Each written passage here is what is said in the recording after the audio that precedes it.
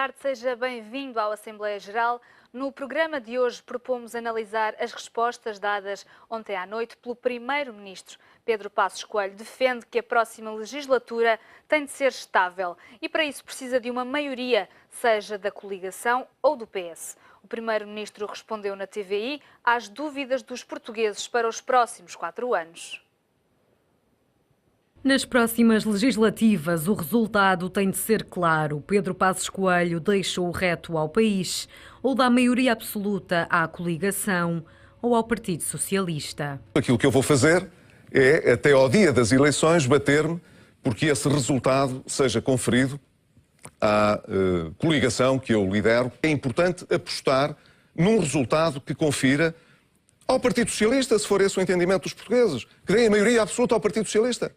Ou que deem a maioria absoluta ao PSD e ao CDS-PP para que o governo que saia das eleições tenha de facto estabilidade. Apesar de confirmar que as propostas entre os dois partidos são muito diferentes, Passos Coelho não fecha a porta a um diálogo com a oposição depois das eleições. Numa entrevista à TVI, o Primeiro-Ministro falou ainda das diferenças de opinião entre o Executivo e Cavaco Silva, mas reforçou a relação de cooperação com a Presidência. Nós tivemos uma cooperação institucional, julgo eu, irrepreensível com o Presidente da República. Não estivemos sempre de acordo. Em matérias, às vezes até com alguma relevância, não estivemos de acordo.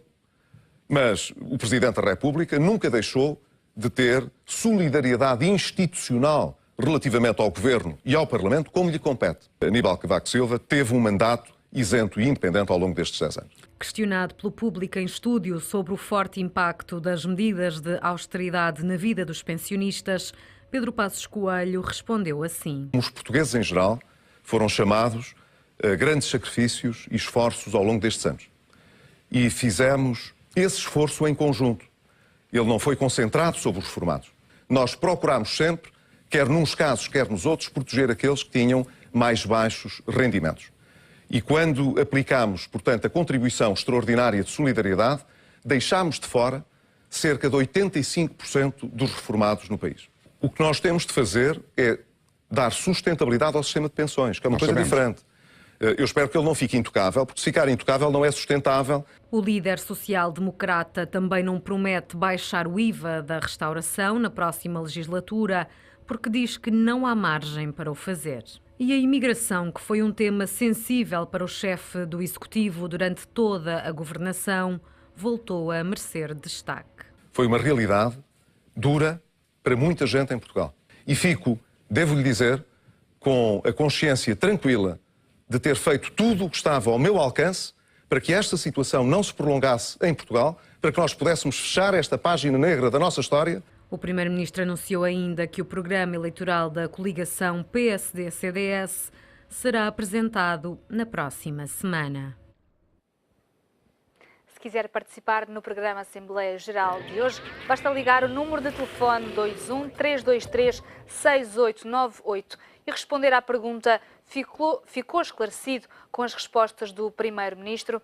Também pode deixar o seu comentário no site do Económico em www.económico.pt, através do e-mail assembleia.geral@económico.pt ou na página do Facebook do Diário Económico. É hoje o nosso convidado Bruno Alves, politólogo e comentador habitual da Assembleia Geral às sextas-feiras. Boa tarde, Bruno. Boa tarde. Como é que avalia a prestação do Primeiro-Ministro? Pedro Passos Coelho foi convincente nas respostas que deu? Quer dizer, há aí duas formas de responder a isso. É óbvio que as pessoas, ao fim de 4 anos de governo, já toda a gente conhece Passos Coelho, já toda a gente sabe o que é que ele defende, toda a gente sabe o que é que ele fez, toda a gente sabe o que é que ele se propõe fazer. Depois há uma série de pessoas que, enfim, que gostam e há uma série de pessoas que não gostam.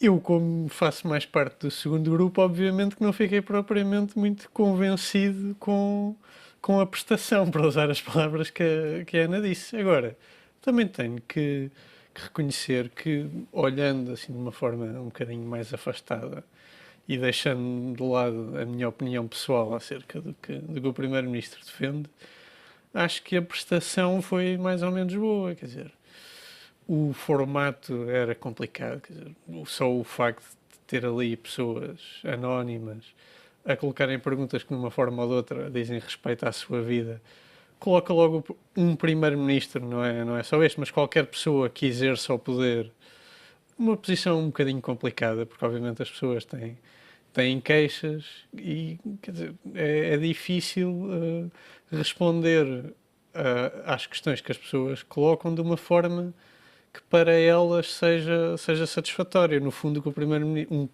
qualquer primeiro-ministro, numa situação daquelas, tem que fazer é quase que justificar as dificuldades em que as pessoas estão com o que ele acha ser o bem comum do país. E isso, quer dizer, é desconfortável para qualquer pessoa. E desse ponto de vista, acho mais ou menos evidente que Passos Coelho saiu bem na entrevista. Quanto mais não seja porque não fugiu às questões que as pessoas falavam de dificuldades e ele reconhecia-as, depois apenas isso só tentava contrabalançar, argumentando, do meu ponto de vista, enfim, não com grande razão, mas isso é outra questão, acerca disso ter sido um custo que, do ponto de vista dele, terá valido a pena. E até digo mais. Por exemplo, houve um ou dois momentos, principalmente aquele em que passaram aquele vídeo com a música de Pedro Abrunhosa, que é de uma desonestidade, que honestamente, quer dizer, aquilo não cabe numa entrevista. Aquilo quase que parecia um tempo de antena do Bloco de Esquerda ou qualquer coisa assim. Fica mal aos jornalistas, enfim, fazerem aquele tipo de coisas. E acho que a reação e a forma como o Primeiro-Ministro encarou essa rasteira que lhe pregaram, acho que, quer dizer, ao menos mostra que parece ser uma pessoa minimamente decente, que, enfim, tendo em conta alguns exemplos mais recentes, já não é mau. Agora, que eu faço um balanço completamente diferente daquele que o Primeiro-Ministro fez destes 4 anos de governação, isso eu faço. Diferente como? Acho que é bastante pior do que aquilo que ele diz. Por exemplo, quando Passos Coelho diz que valeu a pena os esforços que foram feitos. Eu tenho as minhas dúvidas. Porque sim, é óbvio que se evitou, em primeiro lugar, evitou-se a bancarrota. Depois evitou-se um cenário grego, digamos assim, comparando com a Grécia, nós realmente estamos numa posição muito mais confortável. Agora, o que eu não acho é que se tenham feito reformas que tenham mudado, melhor dizendo, os problemas estruturais de Portugal, e acho que mais tarde ou mais cedo vamos ter que passar por sacrifícios semelhantes outra vez. E, portanto, nesse sentido, acho que não valeram a pena. Mas que podia ter sido pior, também podia. Temos já um telespectador ao telefone. Carlos Miguel, liga-nos de Lisboa. Boa tarde, qual é a sua opinião? Acho que os portugueses não ficaram esclarecidos com as respostas do Sr. Primeiro-Ministro, porque prometer todos prometem. O resto é cumprir. Ele limitou-se a cumprir e, como já disse o Bruno, a desculpar-se perante as pessoas que lhe faziam as perguntas, numa situação um bocado ingrata. Mas, quer dizer, o fundamental é o concreto, não é? Aumentou a nossa dívida para 120 e tal %, a dívida aumentou do país. A situação da saúde é como é, as pessoas não podem ir ao hospital porque não têm dinheiro por causa das taxas moderadoras. A situação nas escolas é o que se vê. Cada vez os portugueses estão a viver com a mão estendida, a miséria aumentou, as pessoas, a classe média praticamente está a desaparecer, culpa-se muito a função pública, quando a função pública é o bode expiatório do governo, quando o governo não tem explicações para dar, culpa à função pública.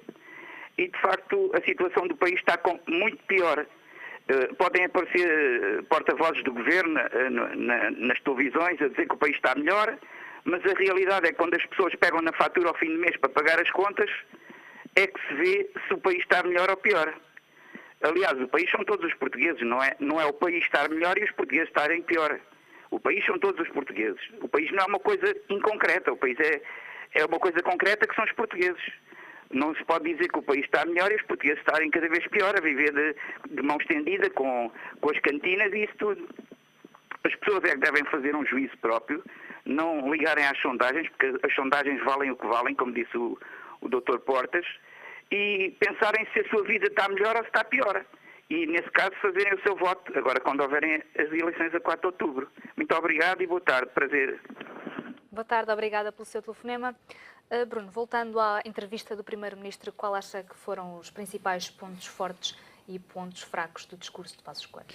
Os pontos fortes, lá está, será essa mensagem que o Primeiro-Ministro tentou passar e que em grande medida tem que se reconhecer que é verdadeira, que evitamos a bancarrota, cumprimos o programa da Troika, embora isso na realidade não seja totalmente verdade, porque, enfim, houve privatizações que era suposto fazer-se que não foram feitas, a reforma das autarquias era suposto ser feita e não foi, mesmo algumas das metas em termos de déficit que foram cumpridas, também só foram cumpridas porque foram alteradas para coisas mais ligeiras, mas pronto, seja como for, conseguiu-se ali um equilíbrio que evitou um descalabro. Os pontos mais fracos, lá está, para mim é esse não reconhecimento de que na realidade não se fez nenhuma reforma verdadeira, e por acaso houve um outro pormenor que se calhar,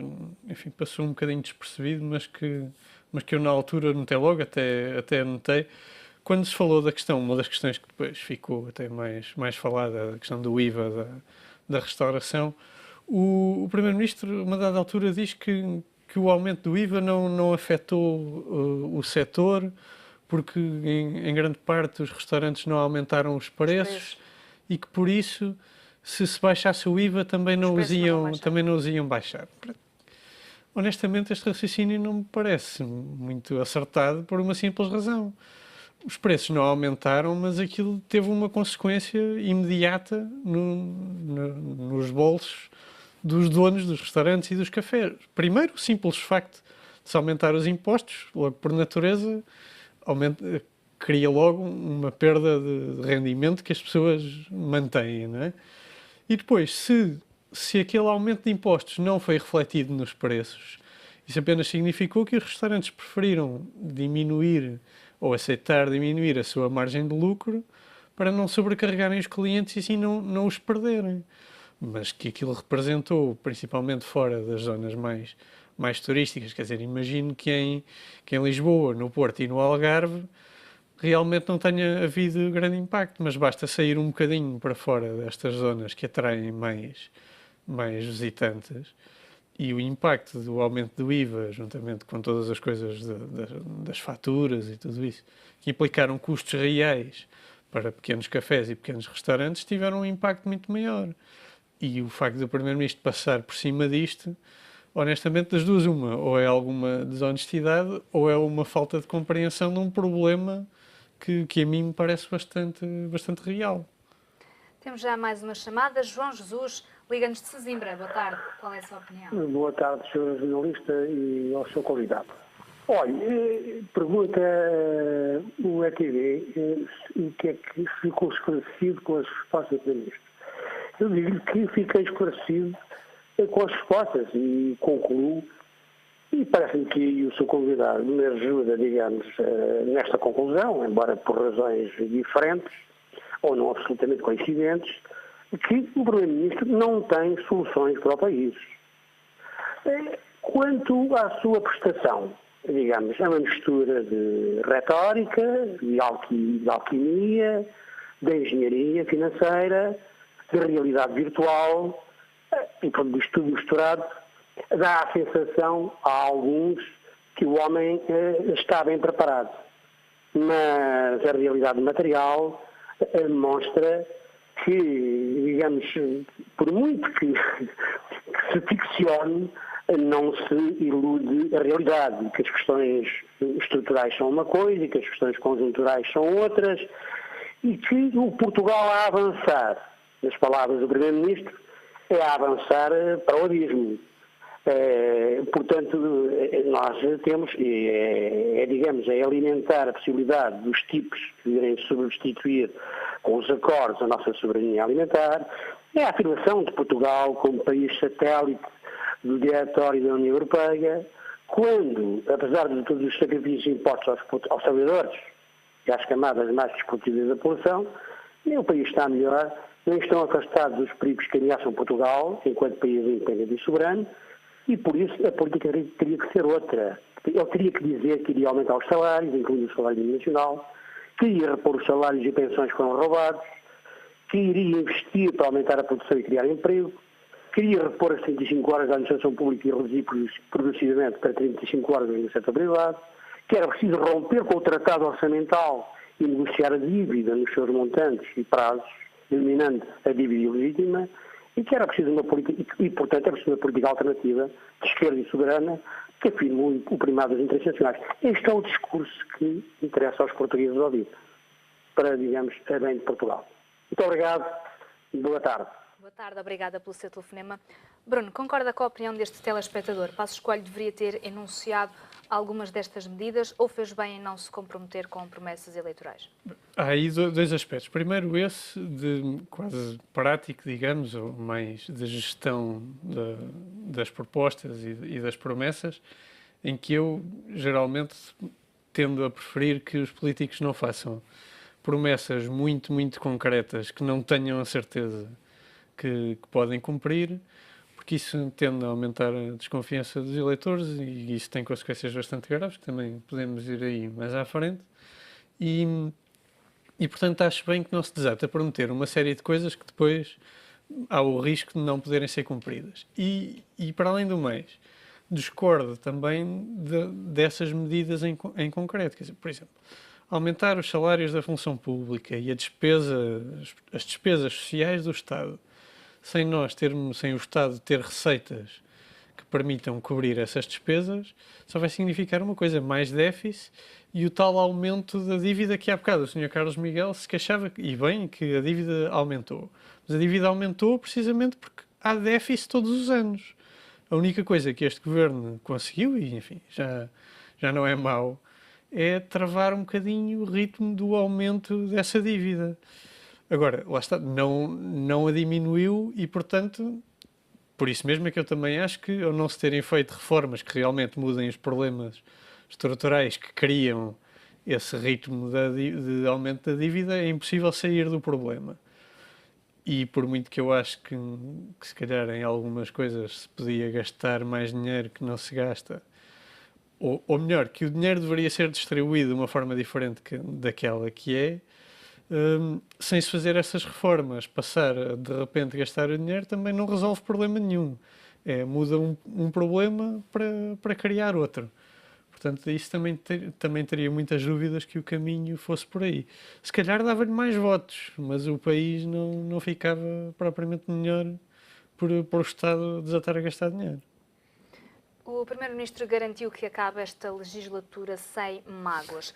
Passos Coelho revela aqui alguma falta de sensibilidade ou, pelo contrário, demonstra-se fiel às suas convicções e isso é um ponto positivo? Acho que é mais a segunda. Não me parece que seja, como algumas pessoas criticam, uma falta de noção dos problemas das pessoas, até porque ele próprio disse, pelo menos, depois lá está, as pessoas podem duvidar, mas isso aí, por acaso, parece-me sincero, em que ele fala que muitas das medidas que tomou tiveram custos enormes para as pessoas.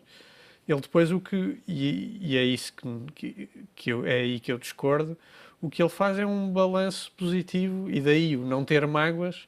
Ele o que quer dizer com isso é acha que pesadas as duas coisas acabou por valer a pena. Eu, lá está, acho que não, porque lá está, esses sacrifícios que foram impostos, com eles não veio um pacote de reformas que impeça que daqui a 5 ou até menos anos tenhamos que passar outra vez pelo mesmo. Portanto, nesse sentido, eu acho que o Primeiro-Ministro devia ter muitas mágoas, mas não tenho essa visão que algumas pessoas têm, de que é um insensível que não tem noção da realidade. Acho que tem uma noção parcial, enfim, das dificuldades pelas quais as pessoas passaram, e faz uma avaliação errada, do meu ponto de vista, dos méritos da sua própria governação. Mas essa questão de terminar a legislatura sem mágoas, ele também usa um bocadinho o exemplo da Grécia para argumentar a favor disso. Como eu disse, houve alguns aspectos positivos no facto de se ter evitado um descalabro como poderia ter acontecido se Portugal tivesse entrado em bancarrota ou se tivesse tido um comportamento como os gregos tiveram ao longo destes 5 anos. E esse mérito o Governo tem e eu acho que se deve reconhecer. Agora, também acho que, e é isso que o Governo não faz, se deveria olhar realmente para o país como ele está e perceber que, fora dos problemas conjunturais que existiram e que foram mais ou menos ultrapassados, já havia, antes da crise, uma série de problemas estruturais que continuam aí. Este Governo herdou, no fundo, um estatismo centralizado e deficitário que não mudou, que não foi alterado e que tinha problemas já antes da crise ter rebentado. E por isso é que eu digo que mais tarde ou mais cedo, como não se mudou nada disso, vamos ter que passar por algo mais ou menos semelhante. E nesse sentido, acho que os tais sacrifícios não valeram a pena, por muito positivos que alguns resultados tenham sido, e acho que o Primeiro-Ministro devia ter algumas mágoas de não ter feito essas coisas, mas lá está, se ele não acha que as devia fazer, também não se pode esperar que tenha mágoas por isso. Temos já mais um telespectador ao telefone, Francisco Pinho, liga-nos de Vila Nova de Gaia. Boa tarde, qual é a sua opinião? Muito boa tarde. Olha, fiquei absolutamente esclarecido com a entrevista ao Sr. Primeiro-Ministro e não assisti ao programa. Isto parece...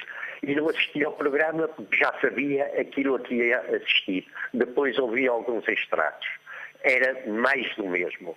O Sr. Primeiro-Ministro diz que fez tudo para evitar a imigração, esquecendo-se que disse que a imigração era uma oportunidade para as pessoas emigrarem e saírem da zona de conforto. O Sr. Primeiro-Ministro diz que não atacou os pensionistas e não atacou os funcionários públicos. Eu, com franqueza, não estive cá nestes últimos 4 anos, porque se ele não atacou os funcionários públicos e os pensionistas, eu devo ter estado em estado de coma. Sobre as entrevistas, é um problema, é que eles vigarizam. A entrevistadora está sob tensão, eu compreendo. E estas entrevistas, a entrevistadora devia ter um staff por trás que lhe fosse dando algumas dicas para ela poder contrapor, fazer um mínimo de contraditório às vigarices e às manipulações que ele faz, como aquela manipulação que fez no outro programa da criação dos 175 mil empregos que criou durante um período, esquecendo-se dos 260 mil do período anterior. Enfim, as entrevistas ao Sr. Primeiro-Ministro são sempre as mesmas. Como quando não cumpriu a palavra nas promessas eleitorais que fez, ele justificou, porque depois encontrou uma situação diferente e a entrevistadora lhe perguntou, olha, e quando aquela criancinha lhe perguntou se ia cortar o subsídio natal ao pai e o senhor lhe disse que não, o senhor já não estava a meio do mandato? Enfim, é uma desgraça e eu não assisto por uma razão muito simples. É que eu já percebi o que está subjacente ao pensamento político deste Primeiro-Ministro. Se não reparemos, ele não cortou a TSU aos patrões e não aumentou aos trabalhadores porque houve uma brutal manifestação, porque o seu pensamento político é eu queria baixar a taxa até 8% aos patrões e aumentá-la aos trabalhadores. E depois teve a frase mais deslumbrante que eu ouvi na minha vida. E a frase é esta para terminar. Alguém que está desempregado, algum problema deve ter, se não teria conservado o seu emprego. Isto é um insulto a 99,9% dos empregados. Que chegue depressa a outubro, para me ver se eu me deixo livre deste Primeiro-Ministro. Estou farto.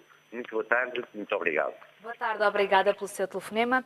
Passo desde já a ler alguns dos comentários que os nossos telespectadores nos foram deixando nas redes sociais. Valdemar Martins diz, nós não somos soberanos, os credores mandam em nós e estes querem receber o mais rápido possível. Como se pode prometer o que se sabe ser impossível de cumprir? Um comentador anónimo diz-nos quem fica esclarecido com tudo isto agora são os que comem à pala destes políticos, depois, quando forem outros que venham a comer, serão outros a acreditar e assim vamos nós. Os que estão no governo têm sempre 50% do lado deles. A seguir é só trocar e isto um dia tem que acabar. Neste momento não acredito em nada desta gente e tenho-me dado bem com isso. Bruno, julgo que o ponto principal desta entrevista de Passos Coelho, que foi mais falado, foram os apelos que Pedro Passos Coelho fez por uma maioria absoluta, seja para a coligação, seja para o PS. Este apelo do Primeiro-Ministro pareceu-lhe sincero ou eleitoralista? Pareceu-me sincero, embora eu tenha, enfim, alguns problemas com esse raciocínio. Já aí vou, deixe-me só responder duas coisas acerca destes comentários. O senhor Francisco Pinho citou aquela frase do alguém que está desempregado deve ter algo de errado com ele. O Primeiro-Ministro até esclareceu isso ontem na entrevista. Ele, quando disse isso, estava, no fundo, a pôr-se no lugar das pessoas que dizem esse tipo de coisas ou que pensam dessa forma para criticar esse tipo de pensamento. Portanto, segundo o esclarecimento do Primeiro-Ministro, ele o que estava a dizer é que muitos gestores, muitos patrões têm uma atitude de olham para uma pessoa que está no desemprego, à procura de emprego na sua empresa e pensam se ele foi despedido de não sei onde é porque algum problema deve ter. E o Primeiro-Ministro com isto queria dizer que as pessoas não devem ter esse tipo de atitude. Portanto, está a ter uma opinião que é precisamente a contrária daquela que as pessoas o acusam. Lá está, não sou grande defensor do Primeiro-Ministro, mas acho que, enfim, convém esclarecer isto. Já agora, só mais um pequeno comentário em relação ao senhor que deixou a mensagem, que diz nós não somos soberanos porque os credores mandam em nós. Na realidade, quer dizer, nós somos soberanos na mesma, porque nós podemos sempre escolher pagar ou não pagar aos credores. Apenas isso só achamos, ou acham os nossos representantes, e nesse caso acho eu com razão, que mais vale pagar, porque se não pagarmos vamos ter problemas em nos financiarmos de seguida. E, portanto, é uma escolha soberana como outra qualquer. Nós não perdemos soberania só porque estamos endividados. O endividamento excessivo tem muitos problemas, mas a perda de soberania não é um deles. Agora, ainda a sua pergunta do pedir a maioria absoluta. Esse é um discurso que, enfim, os políticos... Eu, desde que me lembro de mim, que ouço tudo o que é político e líder partidário ter esse discurso, mas aquilo é uma coisa um bocado ilusória, porque na realidade ninguém escolhe ou pode escolher dar maioria absoluta a um partido ou a outro. Cada pessoa tem o seu voto, não é? Todos nós votamos, nós não votamos em, olha, vou dar maioria absoluta ao PSD ou quero que o PS vá para o governo, mas com minoria relativa. Não. Nós pomos uma corzinha no partido que preferimos, ou não votamos, ou votamos em branco. Depois, o que há é um somatório destas vontades individuais. Portanto, por muito que o Primeiro-Ministro deseje ter uma maioria absoluta, como de certeza que o António Costa também deseja ter uma maioria absoluta, isso não depende deles pedirem ou não maioria absoluta, nem depende de ninguém. É apenas e só uma coisa matemática de haver um somatório de votos. Não há propriamente uma vontade coletiva do país. Nós não nos reunimos todos no dia de reflexão para decidirmos, vamos pôr o PS no governo, mas sem maioria absoluta. As coisas não funcionam assim. Portanto, esse discurso é uma coisa que, enfim, enche jornais e telejornais, mas que não tem tradução real nenhuma. A única forma que isto podia realmente ter algum aspecto mais palpável era se neste caso nem estou a falar de Passos Coelho, mas qualquer líder partidário dissesse à partida eu só aceito governar se tiver maioria absoluta. Isso sim é uma coisa sobre a qual ele e as pessoas, enfim, terão alguma responsabilidade. No sentido em que se esse político, seja ele qual for, ganhar, mas não tiver uma maioria absoluta, responsabiliza-se por aquilo que disse e não aceita ir para o governo. Ora, este discurso que todos eles têm e que, enfim, todos nós quase que lhes damos algum crédito, lá está, é tudo muito bonito, mas não tem nada de palpável. Temos já mais um telespectador ao telefone. Ernesto Gomes, Liga-nos de Lisboa. Boa tarde, qual é a sua opinião? Boa tarde. Eu, em relação a este assunto das eleições e da entrevista do Primeiro-Ministro, Pedro Passos Coelho, tenho a referir o seguinte. Portugal é um país que ao longo desde a Primeira República, é um país que foi sempre deficitário. A produção do nosso país, a produção de bens para a riqueza do povo, das pessoas, nunca foi excedentária. É muito raro, foi muito raro ao longo destes anos todos, desde a Primeira República, haver excedentes na produção. Portanto, o país é sistematicamente deficitário. E os portugueses, normalmente, não se apercebem disso.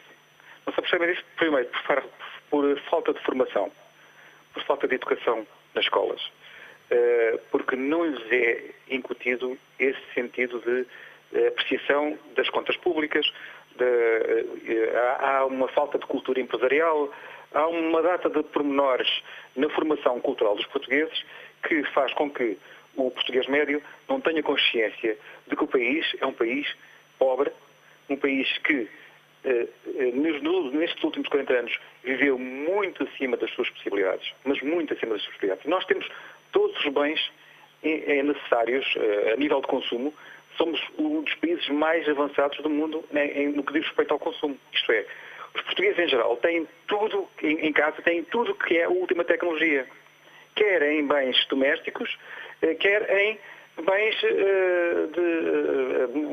isto é, em relação aos automóveis. Portanto, os portugueses não produzem para esse tipo, não produzem dinheiro, isto é, riqueza, para ter estes bens. E por isso foram se empenhando ao longo destes anos todos. Abriu-se o crédito, no tempo de Salazar não havia crédito para ninguém, depois de 25 de Abril abriu-se o crédito, os políticos que não têm educação em relação à política económica, em relação à economia, é escabroso o malabarismo que os políticos fazem em relação aos problemas económicos do país, e isso com a ajuda de muitos economistas. Porque aquele economês que as pessoas ouvem é para um determinado círculo e para ter certo tipo de retórica, porque em relação aos problemas exatos do país não se resolve esse problema. Portanto, houve um político aí há tempo de trás, isto é, no ano a seguir ao governo de maioria do Guterres. Houve um político que depois foi para a União Europeia e toda a gente ficou ofendida porque ele foi-se embora para a União Europeia. Ele era um indivíduo que teve uma frase lapidar: estamos todos de tanga. E foi impressionante como é que os portugueses, na maioria, reagiram. Quer dizer, os portugueses não se enxergam.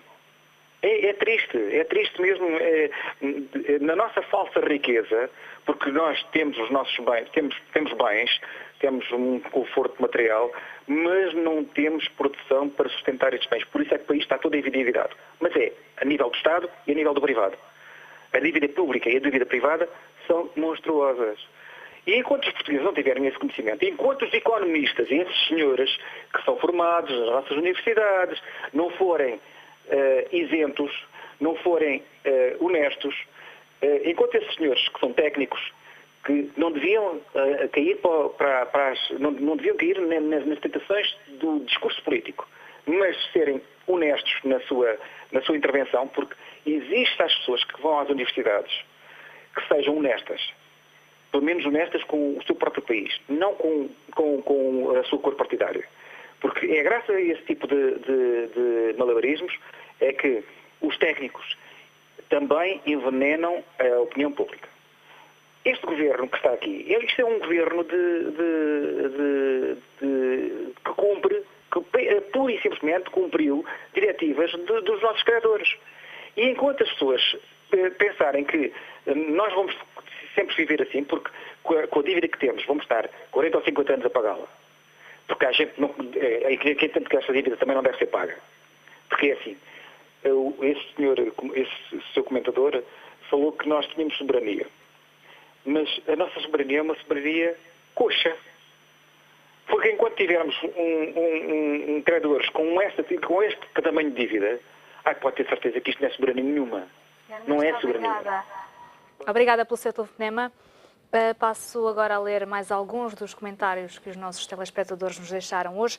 Silvino Ribeiro diz: vendo os comentários dos jornais e das televisões, a resposta é clara, ficou convencido quem já estava convencido e não ficou convencido quem não estava. Espero que os indecisos tenham ficado mais convencidos. Se queremos estabilidade, confiança no futuro e não aventureirismos que já conhecemos, votemos PSD-CDS, eu votarei. O nosso comentador António Leonel Costa diz: não, já antes estava esclarecido, com Passos Coelho, afilhado do capo da máfia de seu nome, Sr. Silva, nada falou do futuro, e quem o diz é Manuela Ferreira Leite, mas de meia dúzia de mentiras fora da realidade para enganar os portugueses. A 4 de outubro, os portugueses têm a oportunidade de se verem livres desta máfia e espero que não sejam masoquistas e lembrem-se que cada povo em democracia só tem aquilo que merece. Por isso, façam por merecer uma vida melhor e diferente e sem medos das ameaças. Bruno, pegando aqui um pouco nos comentários dos nossos leitores, o Primeiro-Ministro ontem discordou de Cavaco Silva, nomeadamente daquela questão em caso de minoria, os partidos devem negociar até se entenderem. Lembro-me que Cavaco Silva até usou a expressão, a hipótese de uma coligação de 3 partidos. Passos deu a entender que isso será impossível. O Primeiro-Ministro está a ser mais realista que o Presidente da República? Não sei, porque eu também não sei se o discurso que todos os partidos estão a ter agora de não vamos fazer coligação com o PS ou com o PSD, se eles manterão esse discurso depois das eleições. Eu devo dizer que não tenho problemas nenhuns com um governo minoritário, até porque toda a gente normalmente acha que os governos minoritários não têm estabilidade. Isso não é forçoso, quanto mais não seja, porque... E há exemplos mais ou menos bastantes na história recente do país, em que normalmente é o pequeno partido que estará no lado do governo minoritário que fica numa posição incrivelmente desconfortável, porque se deita abaixo o governo, arrisca-se a ser culpabilizado e assim dar maioria absoluta ao partido que estava no governo com maioria relativa, como aconteceu com o PSD em 85, 87, quando o PRD faz uma moção de censura para deitar abaixo o governo e basicamente entrega de bandeja uma maioria absoluta ao PSD. E viu-se o contrário nos governos de Guterres com o PS, em que os partidos à esquerda precisamente não quiseram correr esse risco, ou sempre que houve alguma maior violência por parte desses partidos, o PSD não abstinha-se nas votações no Parlamento e permitia que o governo do PS continuasse. Mas precisamente. Também há o exemplo mais recente do último governo de José Sócrates. Mas aí é diferente, porque aí de facto chegou-se a um ponto em que já nada funcionava e, portanto, o cálculo de risco mudava, não é? Aí deixar continuar aquilo quase que corresponsabilizava os partidos da oposição por aquilo que depois se passava. Portanto, numa situação de descalabro, obviamente, que aí se calhar até é melhor, porque nos vemos livres de um governo desse mais rapidamente. E quanto ao perigo de instabilidade, não me parece que haja assim tanto perigo quanto isso, porque os outros partidos têm sempre algum receio de serem vistos precisamente como os causadores dessa instabilidade, e isso acaba por os retrair um bocadinho. Portanto, eu nisso discordo bastante do Presidente da República. Não sei se é esta a visão do Primeiro-Ministro, atenção, mas... Obrigada, Bruno. Temos aqui tema para os próximos meses, com certeza. O Assembleia Geral de hoje fica por aqui. Já a seguir, não perca o Grande Jornal e tenha um bom fim de semana.